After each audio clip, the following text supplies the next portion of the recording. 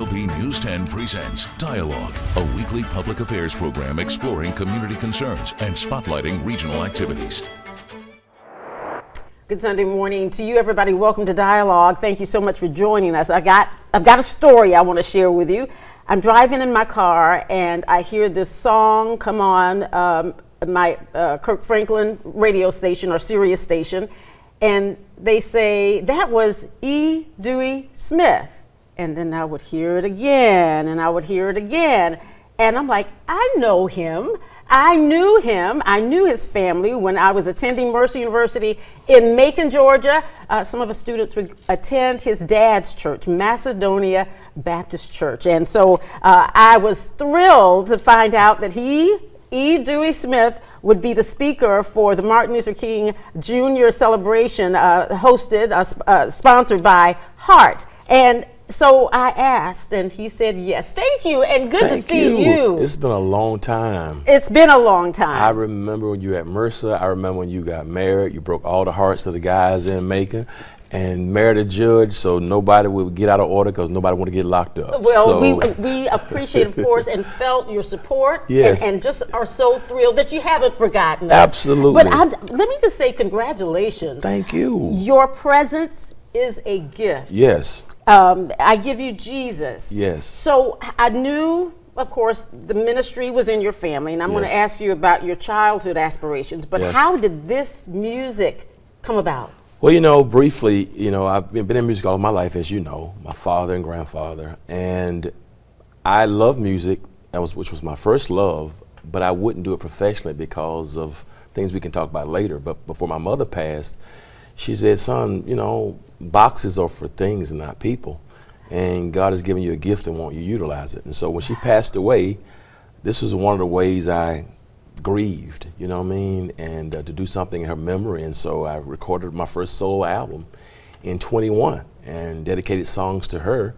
And in 22, I won a Stellar Award, nominated for Dove Awards, American Music Awards, and Grammy nominations. So all that was just a tribute to my mom. That's all I thought. I wasn't doing anything for the industry, but it resonated with people. Look at God. That's what happened. Look, I'm getting chills hearing that story. I didn't know how that came about. And again, I remember music was a big part of Macedonia. Now you are the senior pastor, teacher of the House of Hope in Atlanta, the House of Hope in Macon, the House of Hope in West Point, one church in 3 locations. And I told you, it kind of reminded me of, not necessarily of the traveling pastor, but at the first Sunday, a pastor would be at this church, or the second Sunday, they'd be at this church. So how do you make that work? Well, it's funny that you mentioned that, because my grandfather was one of those pastors who had 4 or 5 churches, and he traveled to the different churches. And so for me, I've been blessed to not have to be at each location, because each location has its own campus pastor.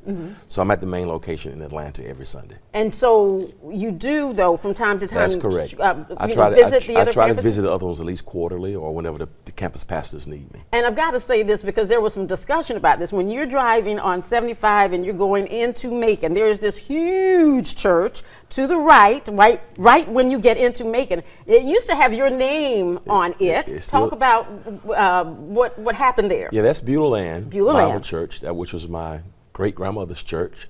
And I became the senior pastor of that church when I was 19. 19. I was a sophomore in college, and Pastor Hudson, who also pastored Tremont Temple. Tremont, yes. He pastored Beulah Land and Tremont at the same time. Wow. So Tremont was his every Sunday church. Beulah Land was his second and fourth Sunday church. So when he became ill, I would periodically fill in for him, and when he passed away, he passed in Thanksgiving of '89. March of 1990, they asked me to come and fill in for them, and I went there in March of '90 and never left until I resigned in 2004.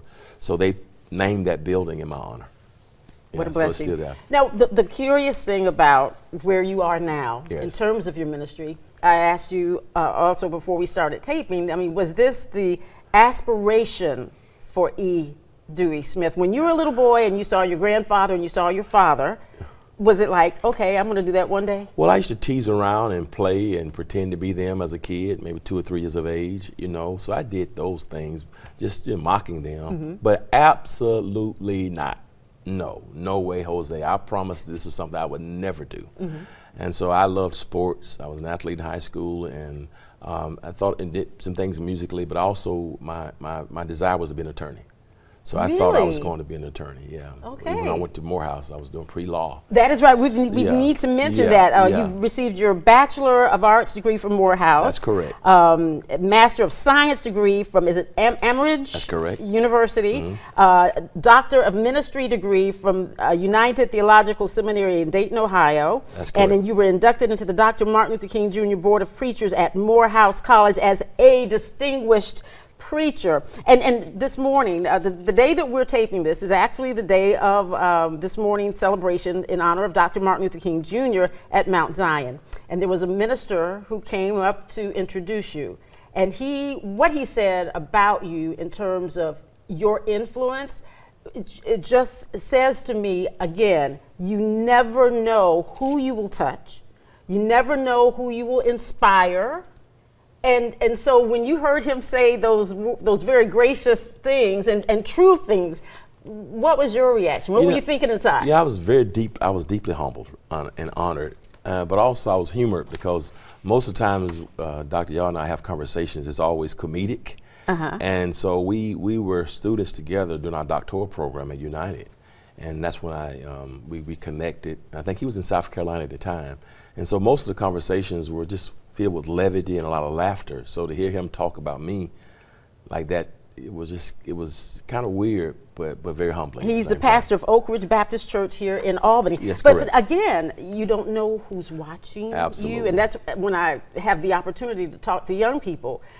That's something that my mom always told me. You try to be on your best behavior all the time because you never know who is watching you. That is and so so true. Look, you inspired him. You inspired him. So we need to take a break, but when we come back, I'd like to talk a little bit about what you talked about this morning, and you'll understand the humor with that because you were to give a talk about Dr. King, but it was a straight up sermon and it was inspiring. So we're going to talk more with Dr. E. Dewey Smith after the break. Stay with us. Welcome back, everybody. Thank you so much for staying with us as I am dialoguing still with Dr. E. Dewey Smith, who is the senior pastor and teacher of the House of Hope in Atlanta, Macon, and West Point. Of course, a proud native of Macon, Georgia, and he has been a minister of the gospel for more than 30 years. In Albany recently, the keynote speaker, preacher, for the Martin Luther King celebration at Mount Zion. I've just been learning more and more about you, since finding out that you'd be coming to Albany. One of the things that, we talked about your dad and we talked about your granddad. Your dad pastored Macedonia for how many years? 50 years, 1972 until 2022. And he passed away, you lost him last year. Yeah, he passed away in February of 25. Okay, right. And you're carrying that torch. Well, as best as I can. I'm a third generation preacher, and my dad was so inspirational. My first music teacher. He put a guitar in my hand when I was 3. Wow. By the time I was 5, I was playing piano. Age 8, 9, I'm playing for the church, and so, he was my first music teacher. Just as a musician, my love for music came from him. Oh, wow. He and my grandfather were both quartet singers, and my dad was an amazing guitar player, and so a lot of what I am comes from that foundation. And then your mom? My mom was not a singer, but she couldn't carry a note in the bucket, but she loved to hear it. But you know what? They say she made a joyful noise. Absolutely, yeah, she made a noise all right. And then what about her influence? Yeah, my mother was my everything. I'm a mama's boy, and she passed away in 2016. It was a real difficult time for me. I mean, my godmother died one week, my mom the next. Had no expectation that my mother was leaving. 3 days after my mother died, my best friend from college died. Oh, wow. He helped me plan my mom's funeral, and an hour later he had a heart attack. 3 weeks after my sister died, 3 weeks later my sister died. So imagine doing 4 funerals, picking out 4 caskets, doing 4 eulogies in 28 days. So it was debilitating emotionally, to say the least. And so it taught me a lot about battling through depression, seeing it through therapy. And actually my first music project came out of that therapeutic moment. It was a way of me giving a tribute to my mom, but also through therapy, I learned that when you've had death, you find ways to honor or give tribute to your loved one to keep their legacy going. And for me, that's what happened. And so I could hear a voice saying, you know, you got this gift, you have this talent, and don't allow what people think you should be. Yeah, because as a preacher, when I started preaching, I stopped doing music because all of my father and others said, you'll never be respected as a preacher if you're playing a piano and directing a choir. Really? And since that time, I've learned that most preachers who are musically inclined, they had the same upbringing. I mean, from Bishop Marvin Sapp, Bishop Marvin Winans, Pastor Shirley Caesar, Dunham McClure, so many others. They were all told that you got to do one or the other.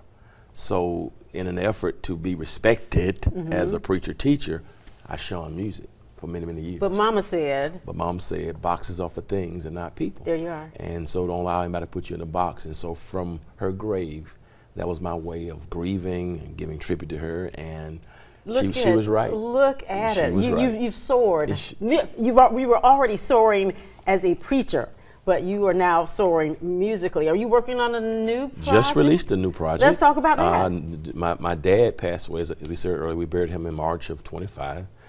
And so my latest project is called Songs Daddy Used to Sing. Ah. And what I wanted to do in this project, what I felt led to do, was just kind of honor him by doing some of the songs I grew up listening to. Those hymns? The hymns. And so I just did a project that's filled with hymns. I have 2 sons, and they know a few hymns, but we sing hymns every Sunday. And so I wanted to give, you know, a tutorial to some of the musicians who didn't grow up listening to Well, you them. know, because it's becoming I want to say a lost art. That's what it exactly I mean, is. and there's nothing, again, I listen to Kirk Franklin, so you get a good mix of everything. Right. But those old-fashioned, just as I am, Right. you Listen know, to all that. amazing, great, you know, there may be some variations, Right. but all of those hymns that we grew up with, we don't hear them anymore. So Absolutely. is that project already out? It's out now, and it's playing everywhere, and it's doing very, very well in the industry, and getting a lot of feedback in national radio, and so it's doing much better than I expected, because that's typically what you don't hear in corporate radio. Oh. But it's doing very, very, and very I well. will say this now, in spite of what you said about those ministers who said you got to do one or the other, Yes. I am hearing more and more ministers now coming out with their music projects. Absolutely. And so you all are like a little fraternity. You're like, hey, man, do you You know, talk? Do you share notes? Not really. I just think it's the inspiration that you can glean from each person. But I think it's important, because sometimes, you know, we tend to follow trends rather than listening to what we've been called to do. Well, I heard you early on. Okay, so the others, I guess there are more and more who are following. But when I heard again, it was I mean, I know him. Oh my gosh, listen to him. Okay, let me do this. I want to take another break, but when we come back, we want to talk about some of the work that your ministry has undertaken. Some of the work includes at the Tabitha's house. Yes. And the reason you say your church undertook this, and this is something that is a national issue, we have put the spotlight on human trafficking. Yes. And so I want to hear from you about why you started the Tabitha's house. I also want to talk about I was taking notes during your message, your teaching, your preaching about, now listen up, in the spirit of Cain and Abel. You got the Crips versus the Bloods. These are modern day examples. The Baptists versus the Methodists. You got your Democrats versus the Republicans. And the way you just brought that together, we want to share a little bit of it when we come back. So stay with us, everybody. Thank you for staying with us as we continue to talk with Dr. E. Dewey Smith, who is the senior pastor, teacher of the House of Hope in Atlanta, Macon, and West Point. He began preaching at 19. Actually, I didn't know that. 17. It was actually 17? Preaching at 17. Okay, but you started at Pastoring Beulah at 19. At 19. Beulah at 19. So what the reaction from your mom, your dad? You had 4 other siblings. That's correct. So what was the reaction? I mean, did they think it was a natural thing? My siblings, my 2 older sisters, they were in complete disagreement. I mean, complete disagreement. My mother and my father said they knew it. They always knew it. Mm-hmm. I felt a call at age 13, honestly, but this was something that I swore I would never do. I didn't want to. I want to just be a good choir member, a good deacon, to support a church, but being a pastor, growing up, just a total. I can only imagine being a PK. Absolutely. What goes on in families with those church members, all of that that don't make life that easy sometimes. Well, the other thing I want to talk about is your family. You have, what, 2 sons? That's correct. And so their ages, and talk about your wife. Well, under now, she's making that as well. Okay. Her father pastored the Unionville Baptist Church. So ministries in the blood for both sides. So she grew up as a PK, and she swore she would never marry a pastor. I grew up as a PK, and I swore I'd never be a pastor. Mm-hmm. Be careful what you swear. That what God has for you is going to Indeed. Be for you. We took piano lessons together at 5. So I've known her all my life. I don't know when I met her. Yeah, and we've been married 30 years, 31 years this year, and we've been together 38 years, this coming December 11th. And we have 2 boys. Kamari is 25. He graduated from Morehouse, and our baby is a junior at Morehouse. He's 20.